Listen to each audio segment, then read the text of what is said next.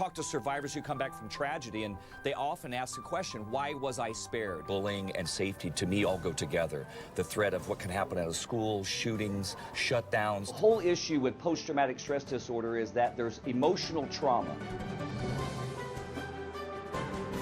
You don't ever get over something like he's gone through. You just learn to live with it and make it a part of your new reality. My specialty is stress, so there's levels and lines to where stress becomes good and bad. We need to step up and do more, because I call this the dark secret. No one really wants to talk. These kind of events can take place and will continue to take place without education, awareness. There's all kinds of things that we navigate on a regular basis. Can you imagine being in one of these nightclubs or a grocery store or a shopping mall, a movie theater, and shootings take place? Listen, you don't walk out of there like nothing happened. He's going to have to create a new life, and it's never going to be the same. Presence of mind that she had, and the ability to know to play dead, that maybe it could preserve her life and stop this guy from hurting others. Wow.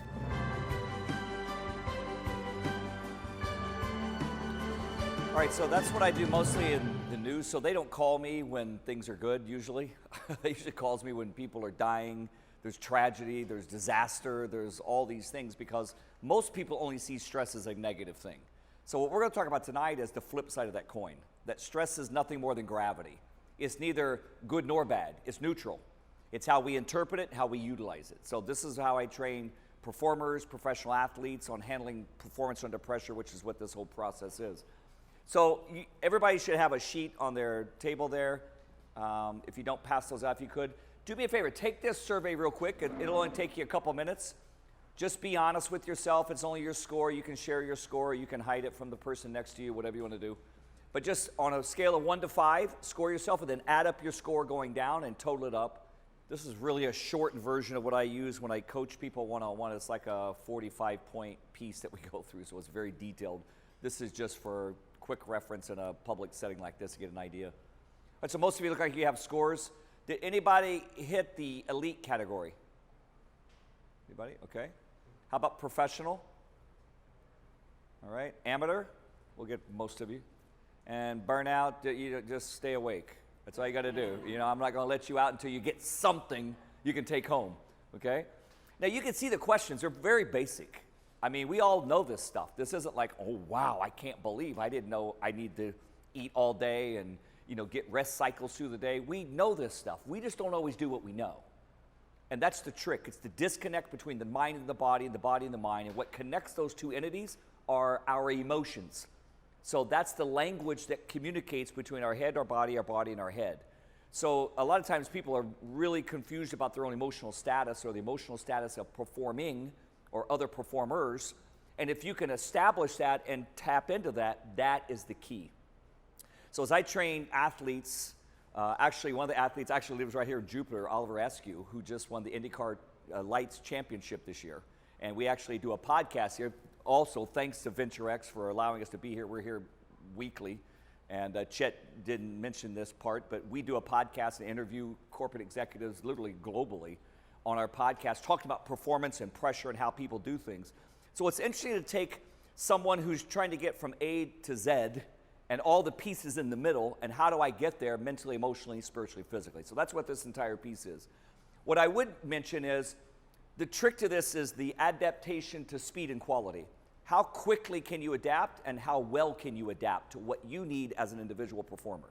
Because what I need and you need are different things for a lot of reasons. So adaptation speed and adaptation quality are key. So I'll get back to that in just a moment as we go through this. This is a photo I took in Bacara years ago. It's a cool resort up in Santa Barbara, California. I do a lot of corporate training there. It's a beautiful place. And I was there for a few days, and I went out to go running that morning, and there's a pool in the front, pool in the back, and the ocean's in the very back. It had been raining for like 3 days, which they say never happens in California, but it did. So I went out to go for a run, and of course I've got my phone with me, because who runs without their phone, you know? I mean, I got to check my heart rate and my breath rate and see what's happening. So I took a picture, and I took off running. And as I was running, I kept seeing this in my mind, and I'm like, you know what? This is really powerful, because I'm constantly telling people to do this in their minds. So I teach race car drivers, IndyCar, NASCAR, Formula One drivers, how to do this at 230 miles an hour. How do you get moments of relaxation at 230 miles an hour with 20 or 30 other maniacs, all with road rage? And then people say, I don't have time to do this. Look, if they have time to do it, you have time to do it. You just need to know how to do it quickly. So the key to stress utilization, I don't like the stress management verbiage. I used to use that years ago because that's how we were trained classically in clinical psych and sports psych. But stress utilization is really what I do. You don't get away from stress. It's gravity. If gravity left this room, we're just floating around. It's a problem, okay? We lose muscle density, muscle mass, all kinds of things change in our body. That's why you can't stay in space for long periods of time, because it changes your physiological, psychological, emotional structure. We need gravity to survive. Stress is gravity. So it's not good or bad. It's positive or negative, and it's how we interpret that. So when we utilize this, I tell performers, you need moments of calmness in your day, just moments. Seconds, minute and a half. So this stillness piece, what struck me was it was so calm. You could see the reflection of the trees and the sky. So that reflection. So a calm mind is reflective mind. Do you have more reflection time now or less than 10 years ago? Less, right? Because everything's just bombarding. It's emails and text and social media, not just one platform, a half a dozen social media platforms. So it's all this just data that's flowing through us constantly. So if I drop a brick in this water, the water ripples, the reflection goes away. Now all you see is the water itself that is rippled or troubled. That's a troubled mind or a mind that's abscessed. And that's where a lot of us are every day. It's agitated because we're just constantly being bombarded by stimuli and data. So getting moments of just restful mind, just moments. I mean, it could be as quick as going to the bathroom during the day. Of course, leave your phone somewhere. Because, you know, you do this, you jump in a stall somewhere and you're like, are you kidding me? You're really having a full-on conversation? I mean, you couldn't leave that out for 5 minutes? I don't even want to follow you out. You know, I don't even want to know this. So we are so attached to our technology, and actually I have a chapter in the book, Performance Under Pressure, on techno-stress. And I said I birthed an elephant with this book because it took longer than 84 months. It was 2 years. That's how long it takes an elephant to birth an elephant. Ling. So it was like, oh my God, I can't believe this. But part of it was because we did so much study and research on techno-stress and what's happening inside of our physiology, our neurology, and our relational structures because of technology changes. If you have little kids in your house, all you have to do is just drop your phone, they'll hack it, right? They're born with the chip because they grew up with it. Most of us in this room, from what I can see, we didn't grow up with that kind of technology. We learned how to adapt and use it. Remember adaptation, speed, and quality? Little kids adapt like this. They get it right away. So adaptation is within us. We're adaptive creatures. But so many times we get stuck in some place in performing or not performing correctly. And as we get stuck, we think it's the weather, it's, you know, somebody didn't buy my product, or these people aren't nice to me. All those things are just symptoms of a bigger cause. And the causation is, how do I navigate that and how do I get through it? So with performers, what's really interesting is their mindset. So the trick here is mind-body alignment, not balance, but alignment. Balance is one of the older words, again, we used to use, and I don't know how to do that anymore. It kind of implies a scale that you're trying to balance equally. Hey, if I'm good at work, I'm not as good at home. If I'm good at home, I'm not as good at work. It's reality today because the lines are blurred because of technology and because of accessibility, which is not a bad thing necessarily. I love technology as long as it's not using you. You use your technology, but when it begins to use you, that becomes a negative stressor on you and your environment and people around you. So the trick is my mind-body alignment. So stress is a perception and response issue. So if we talk professional athletes, I did a podcast on someone else's podcast earlier today, and we were talking, and this gentleman brought up sport because he loves sport, so he was really just kind of picking my brain on athletes and training, and he mentioned Michael Jordan. And he says, I'm sure you studied Michael Jordan. I go, yeah, that was in the era of the 90s, and I was training, and we were studying athletes, but he was like the GOAT, still is, right? Best of all time, greatest of all time, all the above. So we watched him as much as we could to say, what does that guy eat? How does he sleep? How does he prep for a game? How does he debrief after a game? I mean, what is in this guy's DNA that makes him this phenom?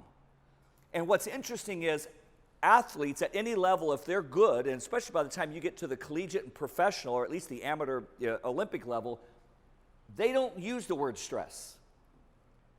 Their stress is called competition. Do athletes love competition or hate competition? They love it. They gravitate to it. They seek it. We look at stress and go, oh, no, that'll kill you. Get it out of your life, man. I mean, it'll destroy you. So we have a wrong connotation on what stress is and not based upon our perception and reality of it. So if I'm a professional athlete and I'm competing, I love that pressure because that pressure gives me an opportunity to ooze out my talent and skill to showcase to the world what I train so hard for every day. So again, there's a perception issue. So the first thing mentally is getting the alignment piece right in ourselves to know that pressure is not my problem. Stress is not my problem. My problem is navigational skills. I just don't know how to navigate that correctly. I train fighter pilots for the Air Force. I've trained probably 10,000 pilots for the Air Force and the Navy. And it's all on performance pressure, just like this, just like what you're hearing. Can you imagine a fighter pilot saying, too stressed today, Commander, I don't think I want to fly. You know, I didn't really sleep well last night, and I don't want to go too fast. You know, I just ate a big meal, so what if I upchuck in my helmet? Look, these individuals train to be supersonic, okay? So the key is not the pressure or the speed or the stress. It's the preparation and getting ready and then walking into that situation and doing it. So our mind-body balancing system, as we call this alignment piece, is key. So stress is nothing more than expended energy. What kind of expended energy? Mental energy, emotional energy, spiritual energy, physical energy. There's 4 components to how we're all wired. It's like 4 wheels on the same car.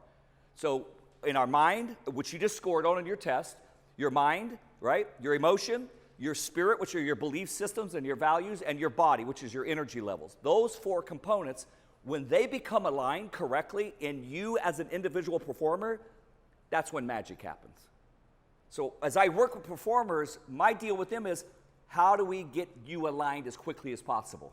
What is your weakest link? And in most cases, your scores will show one weaker link than the next. And then the rest will be there. So if you go to your weakest link first and you strengthen it, everything else goes up because everything floats upward. So someone may have more of a mental issue. Maybe they have a problem concentrating or staying focused during the day because of neurology or brain chemistry or just distractibility because of their environment they're in. Others have emotional issues like that, where they're a roller coaster. Could be part of their personality, their environment. Some are spiritual, which means not just a God spiritual, which it can be always, but it could be something as simple as, my company has laid off 10 people. Am I next? Do I still believe in the mission of this company? I mean, what you see, so now that becomes a spiritual thing, meaning my belief may not be as strong as it was because I'm not sure about my future. And physical, it's your energy levels. How much energy do you have during the day? I have a whole chapter on energizology, which is how do you create, manufacture, and maintain energy levels throughout the day. And it's key.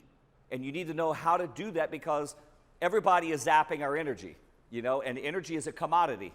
Like in any space, whether it's a light bulb that's lit, a camera that's lit, my body, my cells, we're infused by energy. So how do I capture it? How do I recreate it and recharge it like our cell phones or our computers? And how do I manifest that in performance? This is a really good day. Okay, this is Victory Lane. Okay, this one is actually, that was Atlanta Motor Speedway. That was 2008, actually. Casey Kane was the driver. He's down there on the end. Richard Petty's in the middle. I'm all the way on the end with beer all over me because Budweiser was our sponsor. So everybody, we didn't even drink. It was just poured everywhere. But that's a good day. We celebrate things that we do, that we win, and we enjoy. How many days a week do you celebrate something? Just think for a moment. One day? Does anybody get one? Well, we can't go past 1, right? I was going to go to 7. Okay, so you should be celebrating something every day. You say, well, like what? I don't have a victory lane. Sure you do. Did you wake up this morning? Did you walk? Did you eat? Did you talk? Were you healthy? Do you have relationships in your life that you respect and that you love and you adore, and you have a job, you have a place to live? We live in Palm Beach, for crying out. Look at this. It's snowing up north, and out west. We live in a great place. You need to find something to celebrate every single day. Why? Because it gives you that peaceful place that we just looked at Bakara, that calmness in the mind. You can stop and just look outside and go, palm trees? I mean, I tell people all the time, I live in Florida, like, wow. I look at palm trees in the water every day. I mean, how bad could it really be? You know what I mean? So you have to set yourself up to navigate correctly, to celebrate something every single day, multiple times a day. And then when you can do that and you can share that celebration with others, now you just bless them. Now you just gave them a card to say, hey, enjoy what you have today. It's that paying it forward piece. Actually, you have a Caught in Nature's Path booklet on your table, and those are free giveaways by the publishers, Southwestern Publishing, which is great. They are great by me with all the publishing deals that we do. And we have another one that just now has come out. It's called Caught in the Crossfire, and it's for school shootings and for terrorism and terrorist attacks. And we actually have a complete clothing line we're launching. We have a biometric system that we're putting into the school systems as well to monitor. And you're going to be hearing more about that in the next 3 weeks. So by the time the fall starts, we're going to have an entire campaign called Inspired Kids, KIDZS, Inspired Kids, that they wear pink shirts on Thursday, which my child wore today. And it's an international day on Thursday, internationally, that kids wear this for an anti-bullying campaign. So we're a part of that campaign. We're undergirding it. So that's another piece that's coming out, because stress comes in all kinds of forms. Little kids have it. Older kids like us have it. It's all depending on what you're doing and how do you navigate that to get through it. This is a really bad day, and that happens. This gentleman is from Toronto, Canada. My wife's from Toronto, James Hinchcliffe, and this was the Indy 500 in 2015. He was wearing my biometric monitoring system, which was a chest device that we could see heart rate, breath rate, calories burned per minute. No fault of his own. At 230 miles an hour, a steering rod broke in the front right, and he hit the wall. He was just a passenger for about 3 seconds. Hit the wall. Thankfully, it knocked him out, destroyed the car. He got out of the car, or he would have gotten out of the car, but he was knocked out. So they're trying to get him out of the car. So safety team gets here before the car stops spinning. They're trying to get him out. He literally is stuck in the car. They're trying to figure out. They got the belts off. They can't get him out. He is impaled. A steering rod that normally would not penetrate their tub because they're impenetrable went through it because of the angle. I think it was 160 G-load impact. It went through and shish kebabbed him all the way through his hips. They had to make a split-second decision. They cut it off on both sides, air vacuumed him. He had 6 surgeries, came back the next season through training that we did together. Actually still races in IndyCar. Actually won Dancing with the Stars. He was the bearded guy from Toronto. James Hinchcliffe, that was the guy. It was 3 years ago. Well, he didn't win. He came in second, but he won. It's I don't understand the whole judging thing. But anyway, I said the accident made you dance, man. It made you look better. You move better after the impaling. So whatever, it works. So the issue is, how do you recover from these kind of moments and days? You get back in the car and you do it again. But it takes a mindset. It's not easy to jump back in the car after you almost killed yourself, literally, and go, I'm going to go do what I love. He's training as soon as he gets out of the hospital, he's ready to get back in the car. We're like, dude, you're still sewed up. You got to wait a while, because when you're attached to what you know and you love, nothing can stop you. And that's the piece we're going to talk about, is how do you attach that to your performance piece to make it who you are. Anything that we see as a threat in our lives, whatever that is, people, places, things, weather, whatever, is a threat. That becomes bad stress. Okay? This is how we start interpreting what's good stress and bad stress. So anything that's a threat becomes bad stress to me. And with bad stress or a threat, cortisol secretes, stress hormone in our bodies. It shortens everything that we have, like tendons, muscles, breath, thinking patterns, emotional structure. Everything shortens because your body is in fight-flight mode. So it draws up anticipating a problem. That's a bad state to be in. And most of us live in a full state of secretion of cortisol every day. And we don't even realize it's there. We call it stress fat in the physiological world. It's where you can get weight that you can't get off. You just think it's age, I'm not really sure what it is. Most of that's contributed to cortisol secretion and buildup because it weakens the immune system, number one. And number two, it destroys what you're doing in metabolization. So when you eat food, it begins to fight you because it's stealing that energy from you. So cortisol is a great chemical to have, but it can be detrimental to us mentally, emotionally, spiritually, and physically if we're not processing it. How do you burn cortisol? Exercise, movement, relaxation, calming your mind, doing the things that we're talking about to able to get rid of those composites within our body physiologically. On the flip side of that coin is any stress that we have that's good stress becomes a challenge. And actually, this is actually a physical coin. Actually, I have one. I give it to performers I train with, and they carry it with them, and it becomes the piece that they realize that whatever I have in my life, it's a flip of a coin. So whatever you're threatened by, whatever that might be, you can literally take that threat and turn it to a challenge. You don't eliminate that, you convert it.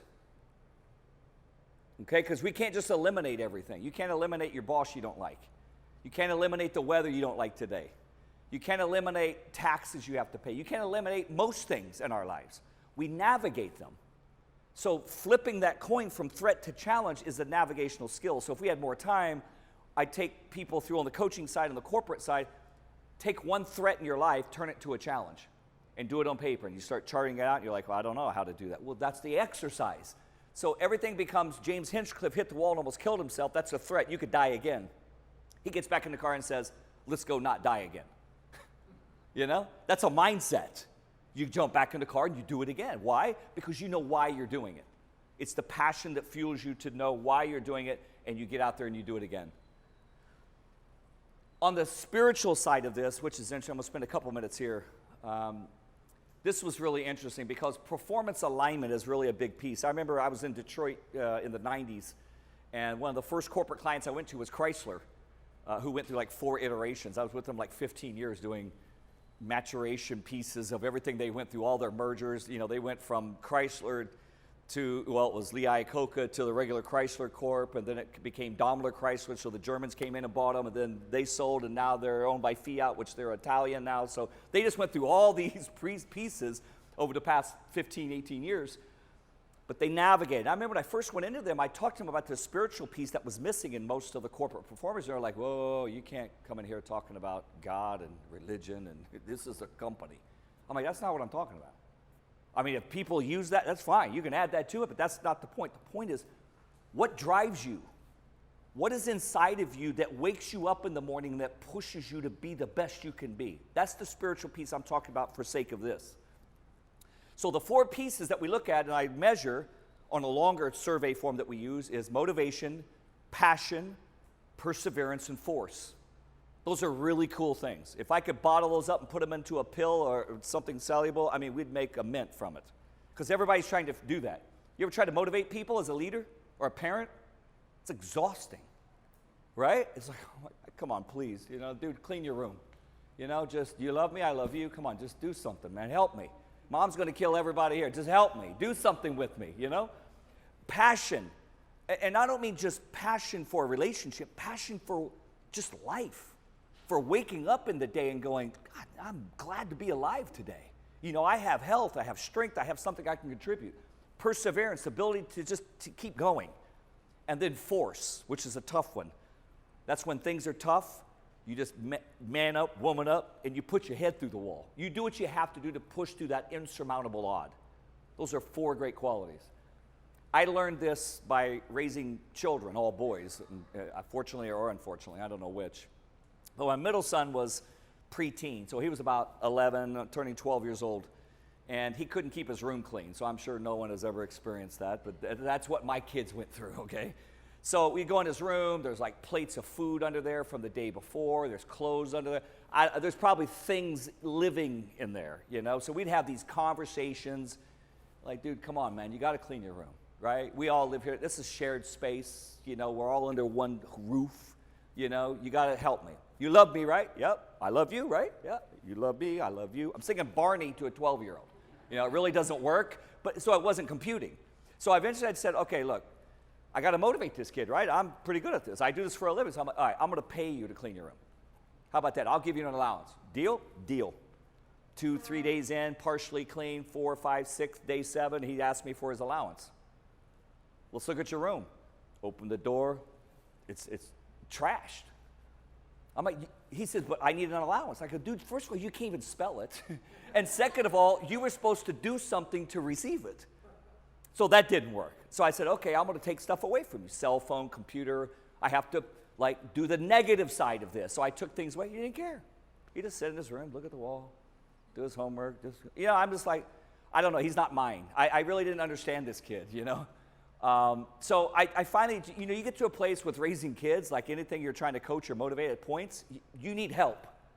You need help. You can't do it. You can't push a chain. Chains are meant to be hooked up and pulled, right? So I was pushing a chain. It's like there's nothing happening. So I go on a road trip for a couple days, and I finally come back. I walk in the door, drop my bags. I can see through the house. I can see his room. The door's open. The room's clean. And he streaks across there to go to the bathroom with a towel over his shoulder and some trunks on. He's getting ready to take a shower on the same day. Okay, this is a really big deal for a teenage boy to not only clean his room, but take a shower. And I'm like, what? It finally synced. I mean, he got it. So I run in there and stick my foot in the door before he closes. I'm like, bro, what happened? I mean, I need to know. I got to know. This has been driving me crazy, and I wasn't here. Why'd you clean your room? And why are you taking a shower? What do you think's happening? He's got a girl coming over. I'm like, that's it? That's all it took? I could have fixed this a long time ago. I just have the girl come by and wave, and you're freaked out because you look like you live like a pig, And it hit me. That's where I came up with this. It hit me. You know what happened to him? The word in Hebrew is nashima. It means to inspire and or breathe. That little girl inspired him. And when you're inspired, you do those things automatically. You don't have to motivate an inspired person. You don't have to ask an inspired person if they have passion, perseverance, or force to keep going. They just do it. You name me a great athlete, I'll tell you an athlete that's inspired, and you can't stop them. Not only do you have to not get them up in the morning, you can't stop them from getting up. There are natural alarm clocks for performing. Question is, what inspires you? So as you leave here today, don't you think, what inspires you? Because when you lock that down, that unlocks the magic and what we call in sport as the zone performance window. That's heir apparent. It literally is the alignment of mind and body, mental, emotional, spiritual, physical capacities that unlocks this thing inside of us that is unstoppable. And we all have it. We're born with it. We're all born with this capacity to endure, to handle pressure, to handle stress. Does anybody know do you remember your birth? Thank God we don't. It's the first stressful event in your life. I've seen 3 of them in my life that I was involved in, handled, cut cables and everything, did the whole thing, right? It's violent. Mom's violent, the kid's violent, comes out screaming and just, you know what it's like. It's like, oh my God, this is it? Especially the first one. I was traumatized. I was in Alaska. We had no family there. It was just her and I and this child. And with a bunch of Eskimos. Literally, and I'm like, what are we doing? So it's violent, but your first stressful event is survival. You go from an amphibious state in your mother's womb, right? You're never hungry, never thirsty, light, darkness is not an issue. Space became a problem, okay? And then you're gone, then you're out. And now you breathe, you have to eat, you have to be cared for, you have to be diapered, you hot, cold. You put me in this microwave to warm me, I'm wet. It's like, what is happening? So stress is not something outside of our norm of DNA. We're built for it. It's like shock absorbers, struts, airbags, brakes on our cars. We build them to be resilient. We are the most resilient things on the planet. We're still understanding how much so. So as a result of that, when you find out what inspires you and you lock into it, it is the key that unlocks performance under pressure. All the other things line up, but that is the gut of it. That's the key. How to eat, how to exercise, how to train. There's chapters in the book on that a piece. How to visualize, how to mentally use acuity to get through your day. Again, chapters. Emotionally, how to navigate, which I need like an hour to go through because it's a pretty thick case. But it's fascinating to know that we can run our emotions by simple things like just breathing, and how to control and change blood oxygen levels, bad stress to good stress, in 20 seconds or less. 20 seconds I can change your emotional state. Try that in therapy. I know people who've been in therapy their whole life and they still can't do it because they just want people to hear them. And there's nothing wrong. I did therapy for 15 years with people. Nothing wrong with it, but I started with this. My dissertation was on avoiding burnout. And how do you do that mentally, emotionally, spiritually, physically? That's why I use it, because that was my study. And I found out the alignment of those 4 things unlocked this package of human performance that is unfathomable if you'll just do it. And knowing how is the trick and the key. So I'll leave you with this. Well, let me do one other one real quick. We got a couple more minutes. This is a good friend of mine, Doug Herbert. He drives race cars as well. He's retired now, but I worked with him the 2007, 2008 season, same time I was with NASCAR. He was also in Charlotte, North Carolina. He drives the top fuel cars. So they were like, 0 to 330 miles an hour in about 3.5 seconds. So it's violent. It's literally like running into a wall at 300 miles an hour. So these guys are like the test pilots. They're probably the craziest drivers I've ever worked with. So I was working with him. It's in the off season. He brought me on to work with his team, his new crew chief, himself. We flew to Phoenix in January, and it was cold, obviously, in the Carolinas. So we went to Phoenix to test the car, flew the car out there, have all the team out there. He's getting ready to get in the car and do a run, a couple of passes to test the car. He gets a phone call. He takes the call, and he drops to his knees. Actually, Chet, we just did a call with him just a few weeks ago on our podcast. Doug Herbert, this is an amazing story. And he was so cool because he just relived all that with me on the phone. It was really interesting. So we're going through, he drops to the ground. I'm standing right next to him. And I know something bad happened, right? No one just drops to their knees on a phone call with good news, So I knew something was wrong. So I picked up his phone. Who is this? Who is this? And it was home. And they're like, there's been an accident. James and John, his 2 sons, 16 and 12 years old, were in a car accident. And come to find out what happened was the 16-year-old was driving erratically, too fast, showing off with his 12-year-old brother. Dad's gone, loses control, jumps a median, goes onto oncoming traffic, and a Hummer hit him head on the other direction, and it decapitated both of them. Simultaneously, they lost their lives in a millisecond. That was the call Doug got. We just had gotten there off the plane. We got up, dusted ourselves off. He didn't even put his race suit. We didn't even have time to get dressed. Went back to the airport, flew back to Charlotte. We buried his boys, and we said, we've got to perform. How do you take that threat and turn it into a challenge? That's what we had to do. He got millions of dollars of sponsorship, and he goes, I have to drive. I have to get through this. It was one of the roughest seasons in racing or in sport I'd ever had because we're all grieving. We all knew these kids. They were in the shop all the time, and it was his 2 boys. And so we went through the season, and you can see on the top of his helmet, just barely on the orange, there's on the orange it says, "For my boys." And we made a resolution that we were going to win one race, at least one race that year, to commemorate James and John. And their sign is on the side over there in the black with a cross on it. It says James and John. It's just in remembrance of them. 2/3 through the season, he finally won a race. And we celebrated. We laughed, we cried. We thank God that we had not just accomplished that, but it meant something. It's almost like you could put it in a box. You could get some kind of closure on, we don't understand what happened to James and John, but we made this happen in ourselves so we could get resolution. Into the season, he says, I'm done, I'm retiring. I'm like, well, you can't retire, man. You're not old enough to retire. He goes, I don't want to do that. I got to retire. I want the feeling I had knelt down next to my car the day I won. That's what I want to duplicate. Okay. So what are you going to do?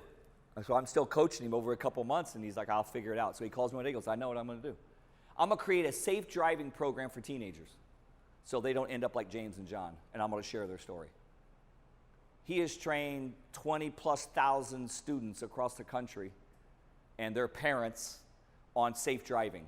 He has race car driver friends, police officers that are trained, obviously, in motor skill driving. And they go out and they take them and they show them how to crash the car and not crash it, how to slide, how to brake, how to stop, how to do wet, how to do dry. And then when he stops, he ends up at the end and he tells the story about James and John and do this because this could save your life.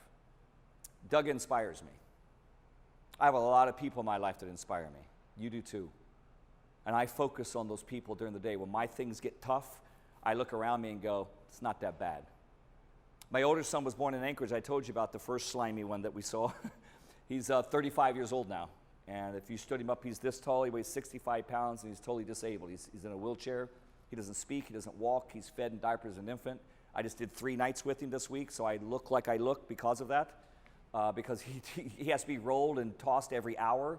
So it's rough. 35 years of doing this. But you know what? He strengthens me. He makes me tough.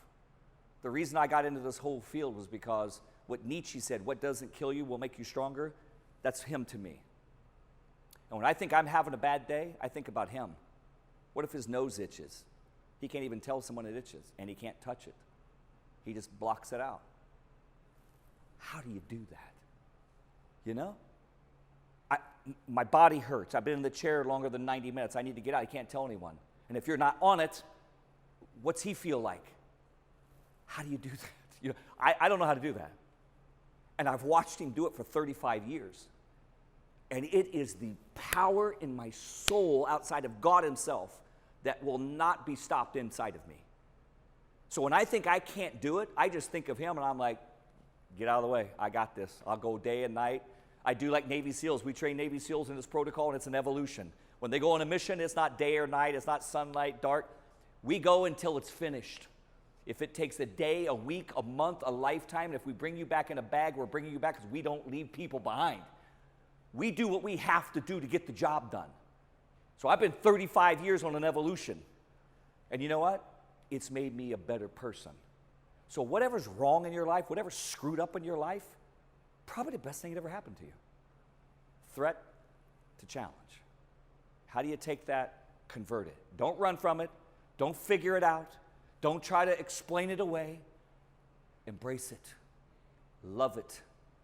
Duplicate it. And then share it with others. And watch what happens inside of you. That's what performance under pressure is about. Understanding who we are, who we're not, and celebrating the fact that things could always be worse. 30-day training system, this is all in the book. Start every day with life, purpose, alignment. Every day, before I Mach 2 with my hair on fire, I stop for a moment. I go, what am I grateful for? What's right in my life today? How am I going to mass produce what I feel inside of me? You need to take pit stops. It's all in the physical section. Every hour and a half to 2 hours to get that recharge of mind, body alignment, the calmness and the body recharge. And journal your progress. You have to keep up. We have phones and computers and all kinds of alarm systems that you can keep up with everything you're doing, but you have to be accountable to yourself and hopefully to someone else that can help you stay accountable to what your goals and mission are in life. This is the Caught in Nature's Path, which you have. Everybody take copies of that. This is Caught in the Crossfire. I told you about that's coming for the kids, so appreciate your thoughts and prayers on that. And that's the book. If you're interested in the book, I don't have many here. I just had a couple with me because it is a new book. But you can go under just Terry Lyles store if you want to order that. They're there. And here's how you can reach me if you want to reach out and hold me accountable or jaw at me another time. I really appreciate it.